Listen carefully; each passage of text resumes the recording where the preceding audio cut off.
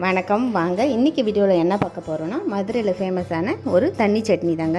ரொம்ப டேஸ்டியாக இருக்கும். வாங்க எப்படி செய்யலான்னு பார்க்கலாம். அதுக்கு வெங்காயம், பச்சை மிளகாய், இஞ்சி, பூண்டு ஒரு 4 பல் எல்லாத்தையும் சேர்த்து நல்லா ஒரு நிமிஷத்துக்கு வதக்கிக்கோங்க.